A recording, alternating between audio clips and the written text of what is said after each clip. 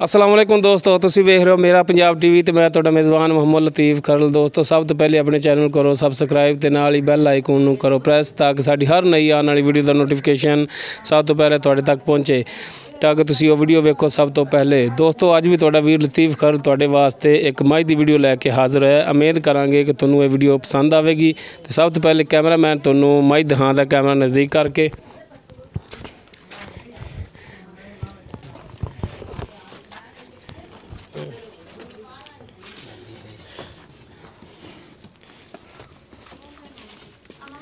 माशाल्लाह बड़ा मुठ पर थन ने ते गिठ गिठ विरलां थणां दियां पूरे मुठां ते थन ने इंदे ते बड़ा सोहना थन लग्या है ते देखो माशाल्लाह बड़ा सोहना है ते सूण वाली झोटी। एक मिनट बाई इहनूं पिछे रहन दे। सूण वाली झोटी है ये मालक तो पुछांगे भी किनवें सूबे ए मुकम्मल इसका जिहड़ा जी कद हैगा थोड़ी नज़रां दे सामने। माशाल्लाह बड़ा सोहना वन है इंदा। आ पूछ माड़ी फड़ी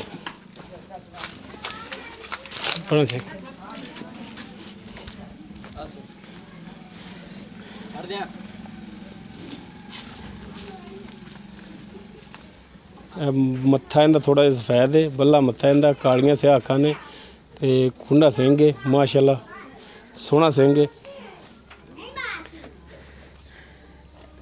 ते अवाना बड़ा इंदा प्यारा है ते थन भी इंदा बड़ा प्यारा है। मालक हाले साडे तो दूर ही तां ही तारीफां कर रहे हैं। भाई इत्थे नेड़े आ। यह मुकम्मल इसका पुट्ठा है जी। कद ठीक है उधर कद माशाल्लाह देखो जी इंदा कद भी इंदा ठीक है। आओ जी इधर। अस्सलाम वालेकुम। और जी भाई ने आज आमद शुक्र अल्लाह पाक दा। तबीयत सेहतां दुआवां सब खैर मेरा। अच्छा भाई ने ये दसो कि किनवा सुबह ने सुना? ये दूजा सुना हुण है दूजा सुना बिल्कुल। कितने दिन लै जाएगी पक्के? दिन 8 दिन लै जाएगी। 8 दिन पूरे 8 दिन पे ने। कोई हेठा उता ना थल्लो आवाज़ हो जाएगी टुरनू इंशाअल्लाह ताला। पक्की गल। ते पिछला सूबा जेड़ा हाँ इहदे दुध की कंडीशन से आंदी? पिछले सूबे दुध चोंदे ने 12-13 लीटर। 12 तो 13 लीटर इंशाअल्लाह ताला। थोड़ा थोड़ा लो साफ है।